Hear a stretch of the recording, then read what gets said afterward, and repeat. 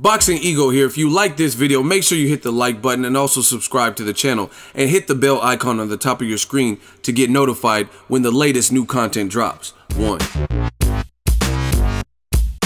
What up, Fight World? It's your boy Ego and I'm back with some more boxing. Make sure you guys smash the like button and also hit the subscribe button for the latest and greatest in boxing. Back with another post fight. This one finna be a breeze. This one's gonna be pretty easy. The fight only lasted 2 rounds. Before I get into the main event, Adonis Stevenson, ANDRZEJ Fonfara rematch at light heavyweight. They had another light heavyweight fight on this card, and it was Alvarez versus Pascal. Now, the fight ended in a majority decision. Alvarez stays undefeated. I don't think it was a majority decision because one judge had it a draw. I don't think it should have been a draw. I thought Alvarez, he was just overall more consistent. Very fluid jab, popping it out. He mixed up his punches a lot better. I would say probably a better defense. And Pascal, he showed me something. Like he looked better than he did when he fought Unisquif Gonzalez. Maybe because he was in front of his hometown crowd. I don't remember where the Gonzalez fight was. But he looked decent with Roy Jones again. He's back with Roy Jones Jr. And he was just kind of fighting in spots. And, you know what I mean, he didn't really make enough of a impact or hurt the leader enough to the point where he would have won those rounds with just fighting in spurts. So the workman-like performance, very good boxing. Just like Alvarez, how he used his height, he controlled things with the jab, and he mixed up his punches better, and they were sharp punches. So I thought he overall had the better game plan. So shout out to him. He advances. He wants to fight the winner of ANDRZEJ Fonfara versus Stevenson, which we now know is Adonis. And he's the #1 mandatory for that WBC belt, if I'm not mistaken. So that'll be a good future fight. Let's talk about the main event. Now, shout out to Stevenson. Adonis went out there and he proved in better fashion that the first fight going the distance maybe was a fluke, or he was the better fighter. I mean, because he beat him again, and he beat him easier this time. Now, I try to give you guys the good and the bad and the ugly. It's not too much to break down because it was a very quick second round TKO, and this fight was extremely easy to score. But one thing that I noticed, and if you go to my round by round live tweets, I even said this. I said the tweet, and I quote, "Fonfara better stay away from that straight left Adonis is trying to," and I meant to put bait him with, right? And Adonis Stevenson, to me, he has per division, he has the equivalent of Pacquiao in the prime type of straight left. It's a money punch. To me, Adonis Stevenson is primarily a one-handed fighter. There's nothing wrong with that. There's other great one-handed fighters like Erislandy Lara, and what I mean by that is whatever their hand is, like their left hand dominant or right hand dominant, that's primarily what they use. They don't really use the other hand to create the knockout, or sometimes some guys are so left hand dominant or right hand dominant that they don't even use the other hand to set things up as much. But to each his own. And at the end of the day, Adonis Stevenson, he does damage with that left hand. It is what it is. And I seen it coming a mile away. He had one glove up. Fonfara, he started off far too aggressive for my liking. And I talked to somebody the other day, it was after the KOVALEV fight, we were talking about the fight, and they told me Adonis Stevenson can't box. And I told him I don't believe that's the case. I don't think that's true, right? I've seen Adonis Stevenson box, and he's athletic. Even though he's 40 or whatever age he is, he's still athletic enough to pull the trigger, and the power's not going anywhere, except for Pacquiao. Pacquiao's really the only person I could think of who lost power. And like, can't stop guys that he stopped bigger guys in the past. Like, he can't stop Brandon Rios now coming from 40 to 47. Can't stop Chris Algieri, Jesse Vargas, but he was stopping bigger guys like Oscar De La Hoya, Miguel Cotto in the 11, and damn near stopping, but definitely mauling and busting up the eye of Antonio Margarito. But if you look throughout boxing history, powers, I mean, even Roy Jones, a lot of people think he's past his fight date, expiration date. He continues to fight on. That's what he wants to do. So, I mean, like I said, to each his own. But he even got a knockout in his last fight, right? George Foreman knocked out Michael Moore in the fight he was losing. So most of the time, power doesn't go. So, like I said, even though Adonis is 40, That's like the last thing to go. He clearly has power. So I didn't like how, for me, and shout out to Fonfara for being a warrior. I told you guys, I didn't really like this fight for Fonfara. Fonfara trains out here in the Bay Area, and I met him. Cool dude, very cool dude. He puts his work in the gym, and I didn't like this fight for him. Reason being because he just got stopped by Joe Smith Jr., and I thought his fight after that versus Chad Dawson, I thought he was losing the fight, somewhat competitive, but I thought he was losing to Chad Dawson, and Chad Dawson to me is really past it and has not been the same since he fought Adonis Stevenson. So to me, Chad Dawson, he doesn't even look like he's in the same shape he used to get into. So for me, I thought this was too quick for him to, after the Joe Smith Jr., he pulled things through in the Chad Dawson fight and ended up stopping him late. And this was on, I think, Keith Thurman, Danny Garcia card, but he still had some issues there, you know what I mean?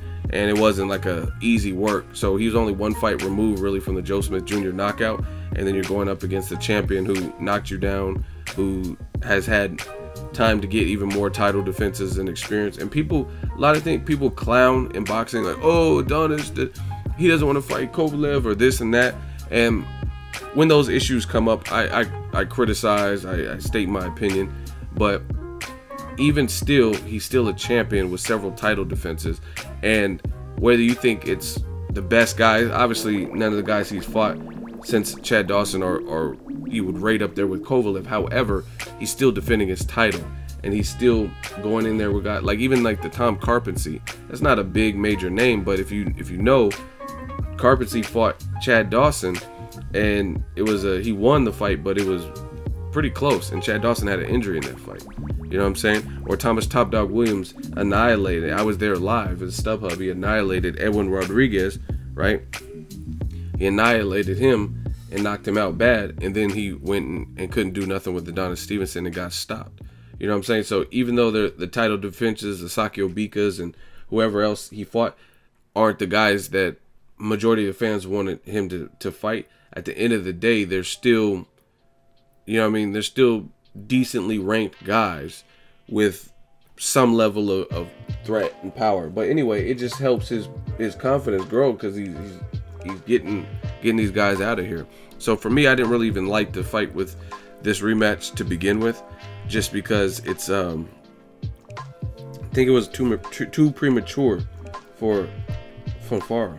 You know what I mean? Coming off the Joe Smith, I would like to see him build from the Chad Dawson win and get a couple more fights, and then if anything rematch Adonis.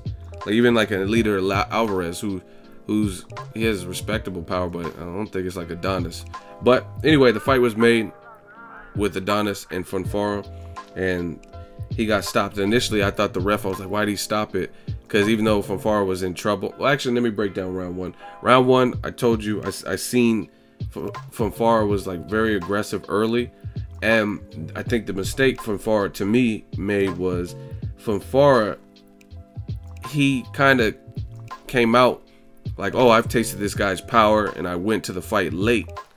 You know what I mean? So he tasted his power in the first fight. So I think he kind of went in there with that mindset, but you can't really do that because things change. Like when there's that much time in between fight one and fight two, things change. And like I said, Adonis, whether you like the opponents or not, he was still getting title defenses in, and they were still dominant. And he hasn't been stopped since Darnell Boone.